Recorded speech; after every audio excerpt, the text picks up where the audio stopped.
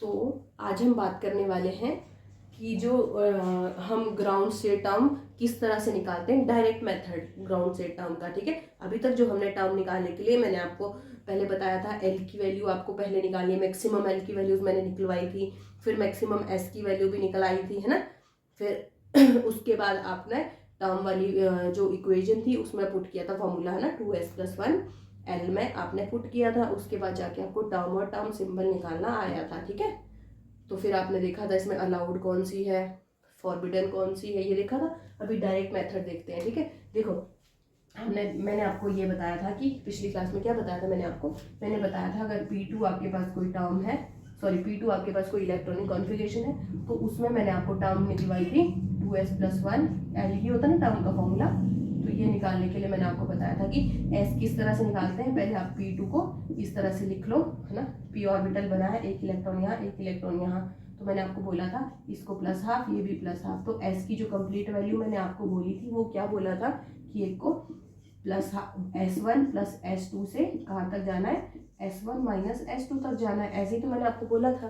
तो यहाँ से S की हमारे पास दो वैल्यूज आई थी, 0 और 1 आया था। ठीक है, और L की वैल्यू निकालने के लिए मैंने आपको क्या बोला था, मैंने आपको ये बोला था कि आपको L1 + L2 से कहाँ तक जाना है, L1 - L2 तक जाना है। ठीक है, ऐसे मैंने आपको बताया था। तो L की वैल्यू निकालने के लिए मैंने आपको L1 और L2 की वैल्यू क्या लेने को बोला था, वो बोला था कि देखो ये +1 ये 0 ये -1 ऐसे लिखते हैं ना हम इसको। तो जो मैक्सिमम वैल्यू है उससे ही हम L1 भी लेंगे L2 भी लेंगे। तो मैक्सिमम वैल्यू हमारी 1 ही है, तो L1 की वैल्यू भी 1 ली, L2 की वैल्यू भी 1 ली। तो यहाँ से कहाँ तक जाना है, 1 - 1, L1 आपका 1 है, L2 भी आपका 1 है। तो L की वैल्यू क्या आ गई, ये देखो 1 + 1 2 यहाँ क्या आ गया 1 - 1 0। तो इसके बीच में कौन सा होल नंबर आ रहा है, 1 आ रहा है ना। तो यहाँ से पता चला L की 3 वैल्यूज है। पर अब हम डायरेक्ट मेथड में ग्राउंड स्टेट टर्म इस तरह से नहीं निकालेंगे। ठीक है, ग्राउंड स्टेट टर्म इस तरह से नहीं निकालेंगे। उसके लिए मैं आपको डायरेक्ट बताती हूँ कि क्या करना है। आपने एक बार P2 ऑर्बिटल बनाओ, उसमें दोनों इलेक्ट्रॉन फिल कर दो। ठीक है, P2 इस तरह से फिल कर दिया यहाँ पे इसको +1 लिखो, इसको 0, ये -1, क्लियर। तो जब से सबसे पहले आपने क्या निकाला, ग्राउंड स्टेट टर्म निकालना है। तो आपको टर्म का फॉर्मूला तो पता ही है ना, क्या होता है 2s+1 और L निकालना तो यही है, पर किस मेथड से निकालना है देखते हैं। तो S की वैल्यू डायरेक्ट कैसे निकालते हैं, जो भी आपको वैल्यू दी है इसमें आपको S1 + S2 से लेके S1 - S2 तक नहीं जाना, जो हमने यहाँ पे किया है। यहाँ पे क्या करना है, आपको एक इलेक्ट्रॉन दिया है, उसकी स्पिन अगर ½ है और दूसरा इलेक्ट्रॉन भी दिया है, उसकी स्पिन भी ½ है, तो इनको डायरेक्ट प्लस कर दो, जो भी आपकी वैल्यू आती है। तो ½ और ½ 1। तो यहाँ से जो S की जो वैल्यू आई वो सिर्फ 1 आई। कितनी आई, 1। ये डायरेक्ट मेथड है, ये आपका लॉन्ग मेथड है। ठीक है तो ग्राउंड स्टेट टर्म जब भी पूछे इसी मेथड से निकालना। फिर L की वैल्यू देखो, L मैंने आपको क्या बोला था, यहाँ पे L1 + L2 से L1 - L2 तक काफ़ी L की वैल्यूज निकलेंगी। यहाँ पे आपने क्या करना, L की वैल्यू निकालने के लिए डायरेक्ट क्या करना, ये देखो एक इलेक्ट्रॉन है, उसको मल्टीप्लाई कर दो 1 से।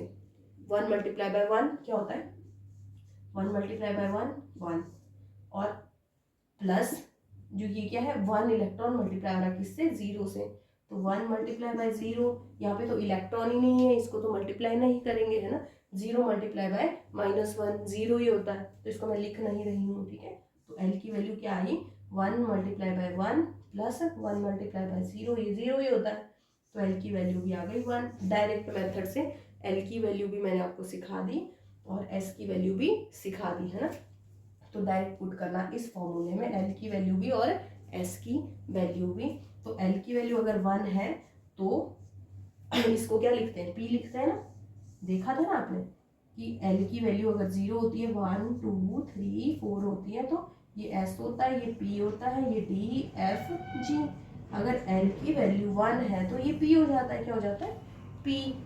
तो लिखो L के बदले P, और 2s+1 की वैल्यू क्या हो जाएगी, क्योंकि आपको पता है S की वैल्यू 1 आ चुकी है, क्या आई है, 1 आई है। तो 2s+1 की वैल्यू क्या हो जाएगी, यहाँ देखो 2s+1 की वैल्यू क्या हो जाएगी, फिर 2 × S तो आपका 1 है, +1 = 2 1 = 2 2 + 1 3। तो 2s+1 की वैल्यू 3 हो जाएगी।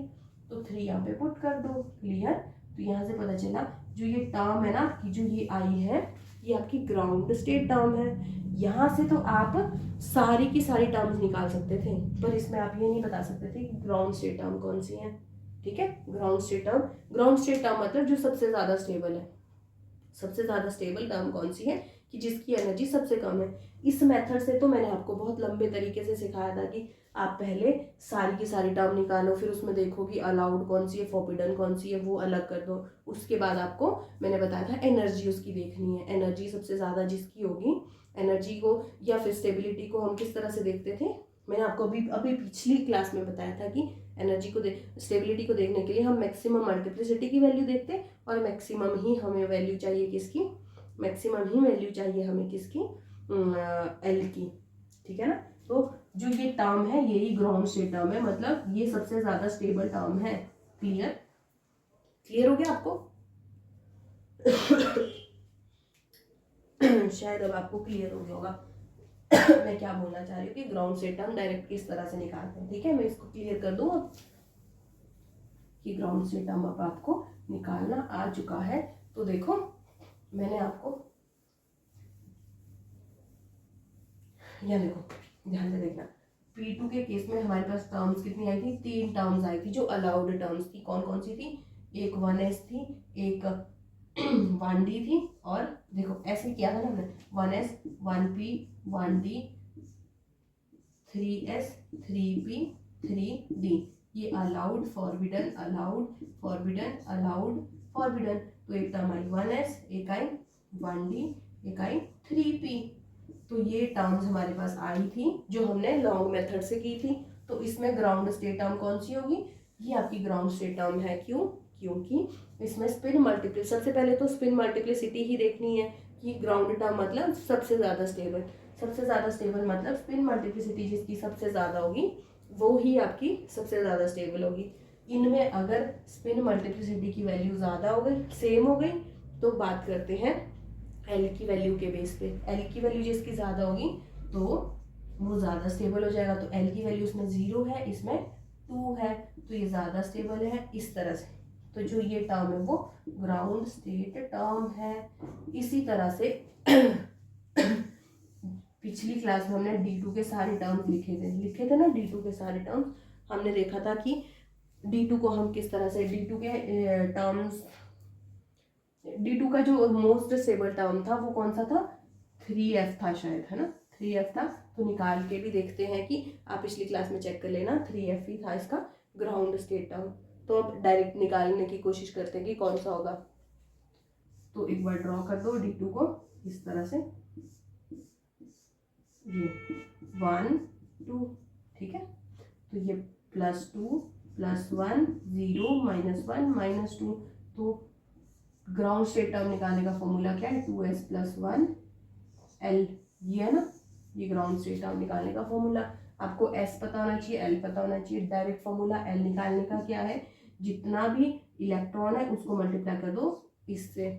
ठीक है, तो क्या आ गया ये, 2 × 1 इलेक्ट्रॉन +1 × 1 इलेक्ट्रॉन। यहाँ पे तो 0 मल्टीप्लाई, ये अगर ये 0 0, ये यहाँ पे कुछ भी नहीं है, अगर इसको इससे मल्टीप्लाई करेंगे 0 हो जाएगा, ये भी 0 हो जाएगा, ये भी 0 हो जाएगा, इसलिए मैं इसको नहीं लिख रही हूँ।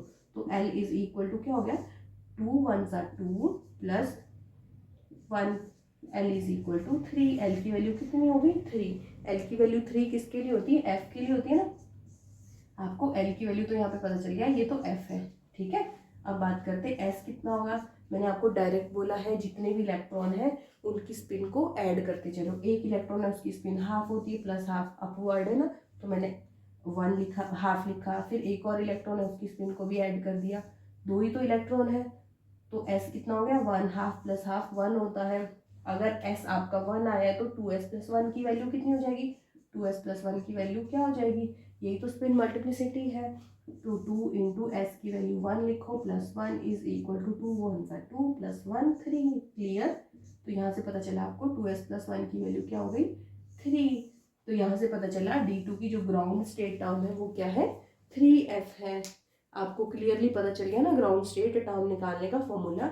और एग्जाम में डायरेक्ट क्वेश्चन पूछते हैं कि ग्राउंड स्टेट टर्म आपको निकालना आना चाहिए। ठीक है, ठीक है ना। मैं आपको एक क्वेश्चन देती हूँ, आप ग्राउंड स्टेट टर्म निकालो D3 के लिए, D3 का ground state term find out करो।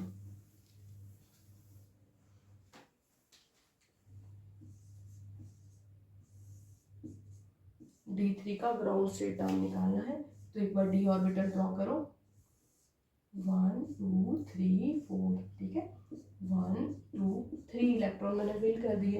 एल की वैल्यू किस तरह से, ये देखो +2 +1 0 -1 -2, अगर +2 से चल रही है तो -2 तक ले जानी है वैल्यू, अगर +1 से जा रही है तो -1 तक ले जानी है, अगर +3 से जा रही है तो -3 तक लेके जानी है वैल्यूज, ठीक है।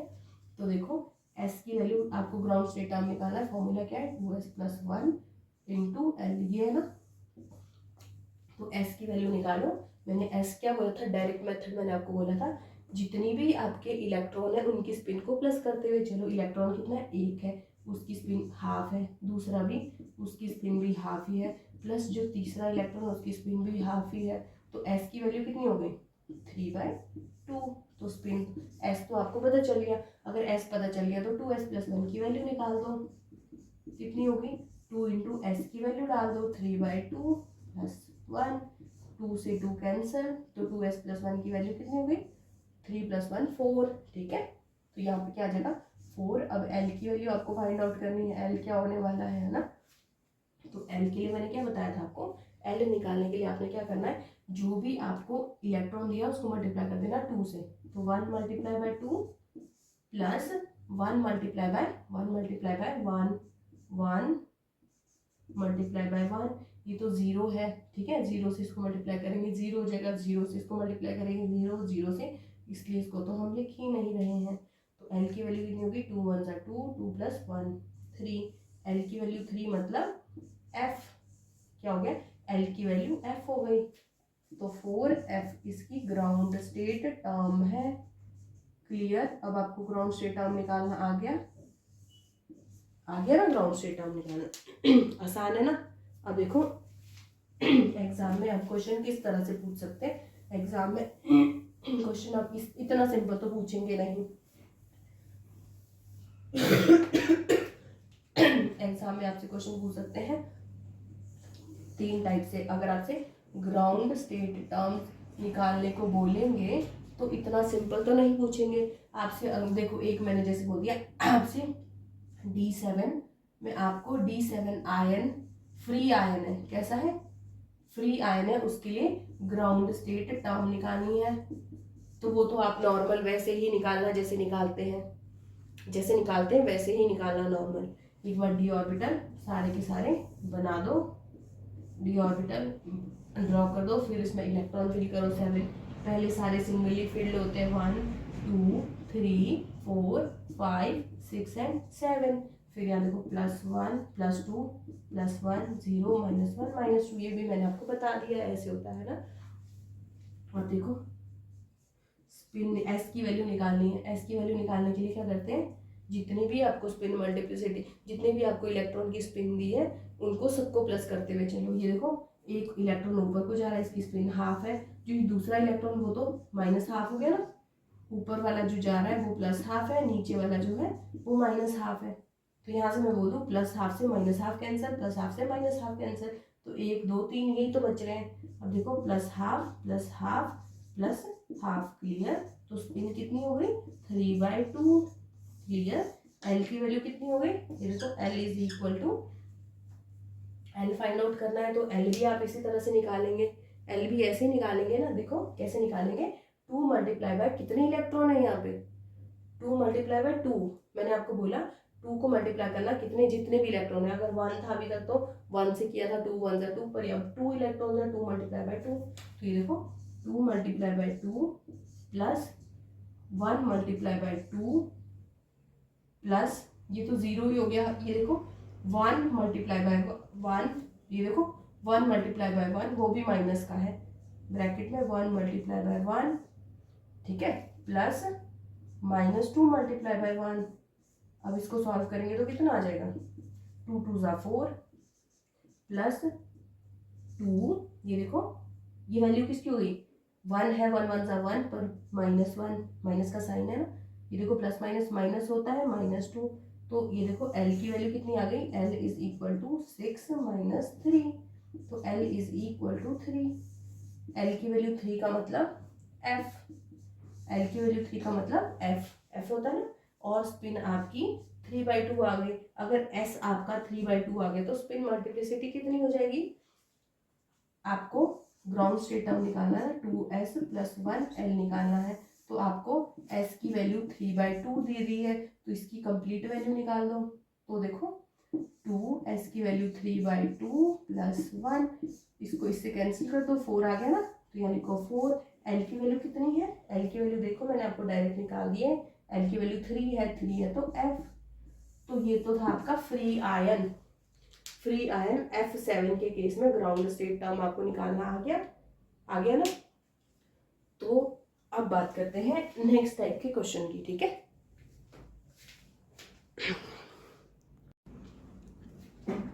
तो हम बात कर रहे थे ग्राउंड स्टेट टर्म की, ठीक है ना, कि ग्राउंड स्टेट टर्म एक हमने बात की थी इससे पहले D7 की ना, D7 में हम ग्राउंड स्टेट टर्म किस तरह से निकालेंगे फ्री आयन के लिए।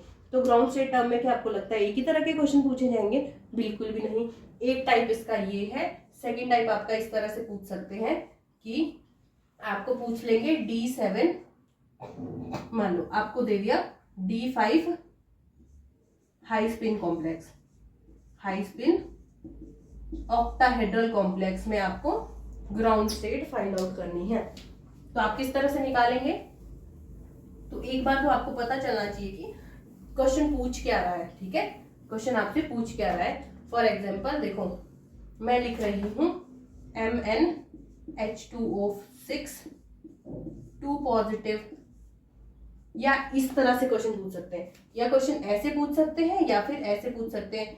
देखो first type, second type, third type, 3 type से आपसे क्वेश्चन पूछ सकते हैं इस तरह से कि आपको मैंगनीज जो +2 में आपके पास है, ठीक है, +2 में है, और ऑक्टाहेड्रल तो आपको दिख रहा है 6 लिगेंड्स प्रेजेंट है, तो ऑक्टाहेड्रल है तो इसमें आपको ग्राउंड स्टेट टर्म निकालनी है। ग्राउंड स्टेट टर्म निकालने के लिए एक बार तो आपको पता होना चाहिए कि हाई स्पिन है कि लो स्पिन है, ठीक है। देखो जब आपका मैंगनीज +2 है, इसके साथ वाटर वीक फील्ड लिगेंड है, अगर वीक फील्ड लिगेंड है और ऑक्टाहेड्रल है वीक फील्ड लिगेंड है तो हाई स्पिन होगा ना, फिर हाई स्पिन कॉम्प्लेक्स बनाएगा। तो किस तरह से ऐसे बनेगा, देखो डी ऑर्बिटल आपकी किस तरह से ऐसे होता है ना, ये देखो ये आपके डी ऑर्बिटल है, ये 1 2 3 4 5 है ना, उसके बाद जब ये आगे से वाटर आया तो ये स्प्लिट हो गया तो किस तरह से ऑक्टाहेड्रल किस तरह से स्प्लिट होता है, T2G और EG लेवल में, तो 3 जो ऑर्बिटल आपके नीचे रह गए 2 ऊपर चले गए, इस तरह से ऑक्टाहेड्रल फील्ड स्प्लिट होती है ना। तो अगर हाई स्पिन है तो पहला इलेक्ट्रॉन यहाँ आएगा, दूसरा यहाँ, तीसरा यहाँ, चौथा ऊपर, क्योंकि जो एनर्जी गैप है ये स्प्लिटिंग किसकी वजह से हुई है, लिगेंड की, जो ये वाटर है वीक फील्ड लिगेंड है, ये ज्यादा स्प्लिट नहीं करवा पा रहा है, ठीक है, ज्यादा स्प्लिटिंग नहीं हो रही है, तो ये ज्यादा दूर नहीं जाएंगे एक दूसरे से, तो इलेक्ट्रॉन इस एनर्जी लेवल से ऊपर इजीली चला जाएगा, तो कॉम्प्लेक्स बनेगा हाई स्पिन, ठीक है ना, कॉम्प्लेक्स बनेगा हाई स्पिन। अब आपको इसकी ग्राउंड स्टेट टर्म निकालनी है, तो कैसे निकालते हैं, +2 +1 0 -1 -2 ऐसे करना ना। ग्राउंड स्टेट टर्म निकालने के लिए क्या करते हैं, 2s + 1l यहां से निकालते हैं ग्राउंड स्टेट टर्म। तो एक बार s की वैल्यू निकाल दो, इसके लिए इस कंप्लीट के लिए आप s की वैल्यू निकाल दो, D5 हाई स्पिन के लिए सेम ही तो ये D5 हाई स्पिन ऑक्टाहेड्रल और Mn+2 ऑक्टाहेड्रल जो कॉम्प्लेक्स है वाटर जिसके साथ दिया हुआ, ये दोनों एक ही तो क्वेश्चन है, ऐसे भी पूछ सकता है ऐसे भी पूछ सकता है, जैसे एग्जामिनर का मन करे उस तरह से पूछ सकता है ना वो तो, ठीक है।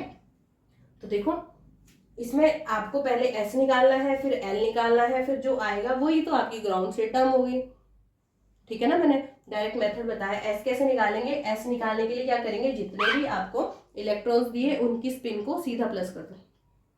ये देखो एक इलेक्ट्रॉन है, इसकी स्पिन हाफ है, इसकी स्पिन भी हाफ है, इसकी भी हाफ है, इसकी भी हाफ है, इसकी भी हाफ है, सारे अपवर्ड जा रहे हैं तो सबकी स्पिन हाफ है और सारे प्लस हो जाएंगे। तो देखो S कैसे निकालेंगे, half plus half plus half plus half plus half is equal to 1 2 3 4 5।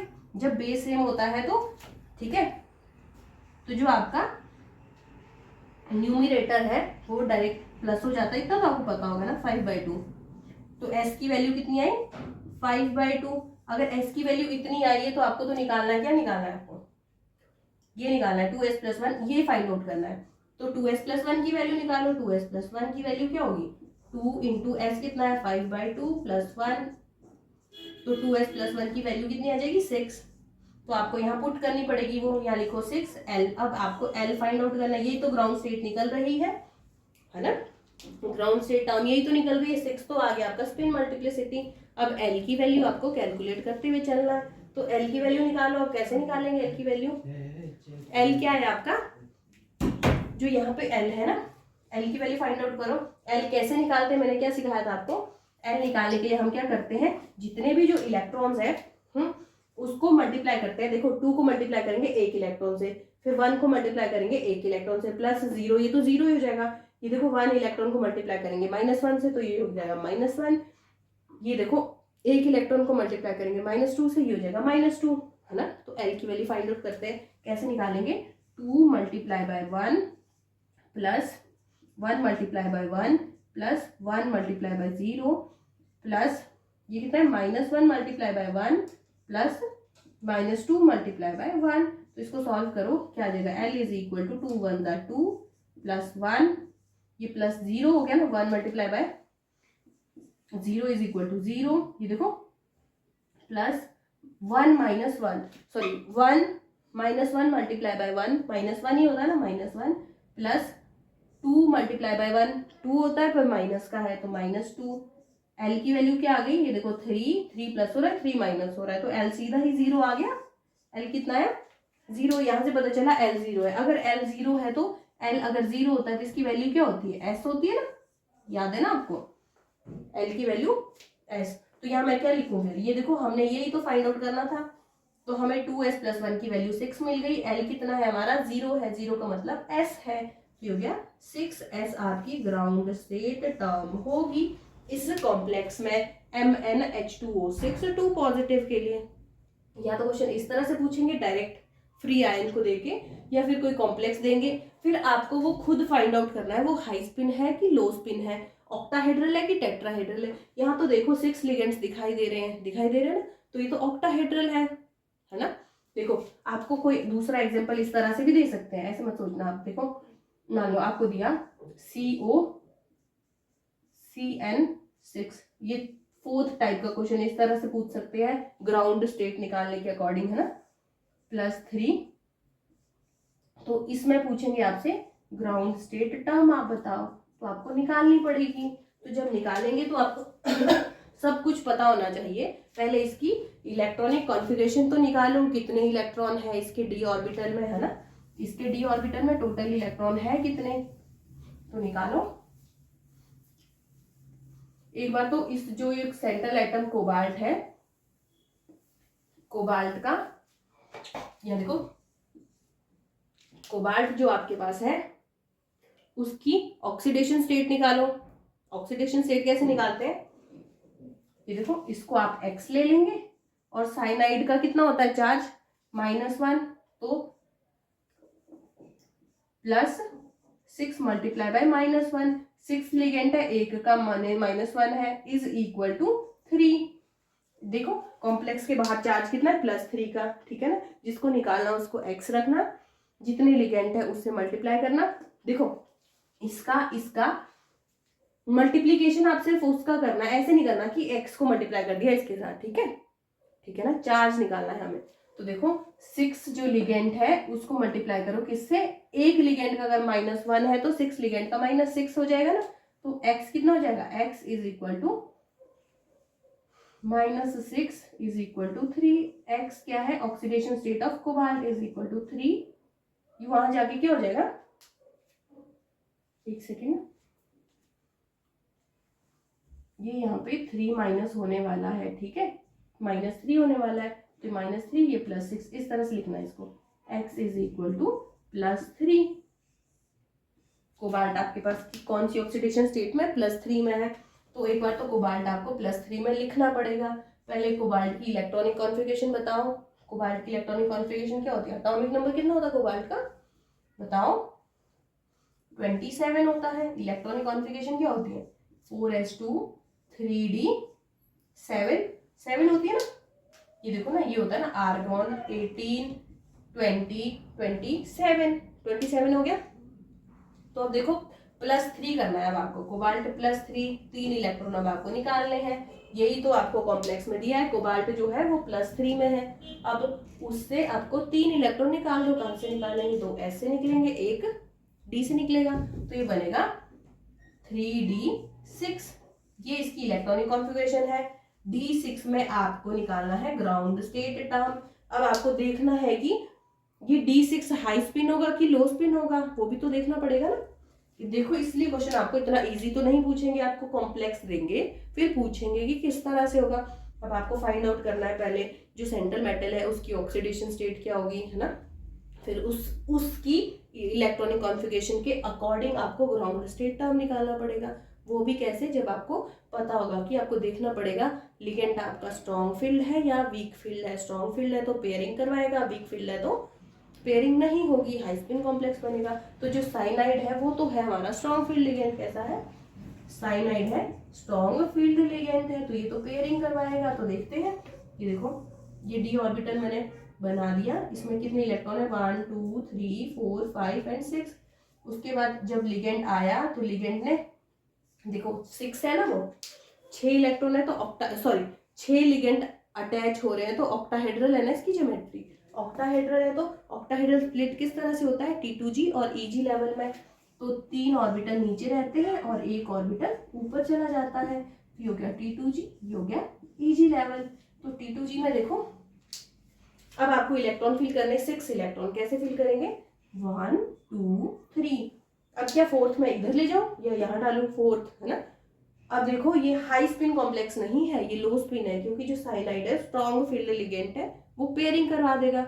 जब वो पेयरिंग करवाएगा तो 4th इलेक्ट्रॉन यहाँ आएगा, 5th यहाँ, 6th यहाँ। तो ये इलेक्ट्रॉनिक कॉन्फ़िगरेशन बन रही है। इसके बेस पे आपको निकालना है, इसके बेस पे आपको फाइंड आउट करना है क्या? Ground state term. तो देखते हैं ग्राउंड स्टेट टर्म निकालने का फॉर्मूला क्या है? 2s+1 × L। ये है ना आपका ग्राउंड स्टेट टर्म निकालने का फॉर्मूला। क्लियर? तो एक बार S निकालो। जब आप स्पिन निकालेंगे तो जब S निकालेंगे इसके लिए S कैसे निकालेंगे? ये देखो जो अपसाइड जा रहा इलेक्ट्रॉन है इसकी स्पिन कितनी है? बताओ इसकी स्पिन कितनी है? Half plus half. जो नीचे को आ रहा है इसकी स्पिन है -हाफ। तो ये तो कैंसिल हो गया इसकी स्पिन। ये मैं डायरेक्ट बता रही हूँ, आपको करने की जरूरत नहीं है, आप सीधा काट देना, है ना। ये +हाफ -हाफ कैंसिल हो गई स्पिन। इस इलेक्ट्रॉन की +हाफ है, इसकी -हाफ है, ये भी कैंसिल हो गया। इस इलेक्ट्रॉन की स्पिन +हाफ है, इसकी -हाफ है, तो कैंसिल हो गया। ओवरऑल स्पिन जो इलेक्ट्रॉन की स्पिन का जो सम आ रहा है वो कितना आ रहा है? 0। कितना आ रहा है? 0। तो ऐसा आपके पास कितना आया? 0।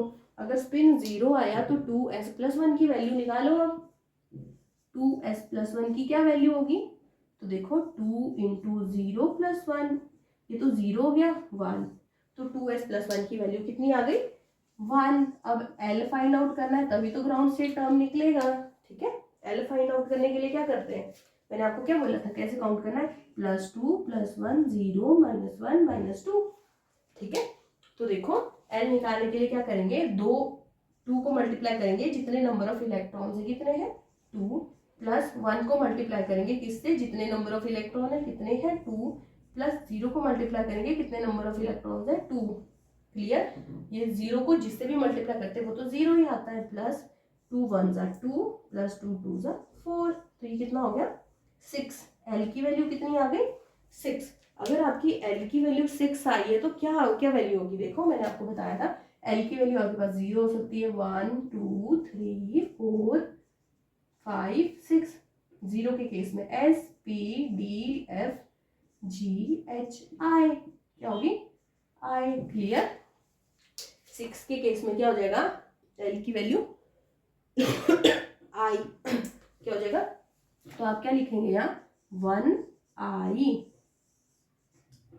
ठीक है ना, ये आपकी क्या हो गई? Ground state term.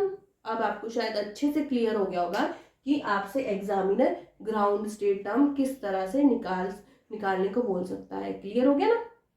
ठीक है, थैंक यू सो मच। बाकी जो भी इससे रिलेटेड क्वेश्चंस करेंगे वो नेक्स्ट क्लास में करेंगे। और इसके बाद हम देखेंगे कि जो ग्राउंड स्टेट टर्म, अभी तो ग्राउंड स्टेट टर्म सीख रहे हैं हम ना, अगली क्लास में ग्राउंड स्टेट टर्म सिंबल सीखेंगे, है ना। जो सबसे ज्यादा स्टेबल कौन सा है, ग्राउंड स्टेट टर्म। ये तो आई आपकी ग्राउंड स्टेट टर्म, है ना, जो मोस्ट स्टेबल टर्म है।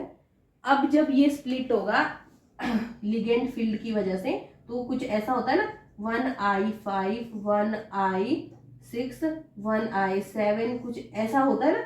ये क्या होते हैं, जो आपकी टर्म है वो ही आगे स्प्लिट हो जाती है, किसकी वजह से, लिगेंड की फील्ड स्ट्रेंथ की वजह से। तो इसके आगे हम बात करेंगे ग्राउंड स्टेट टर्म सिंबल की, ठीक है। Thank you so much.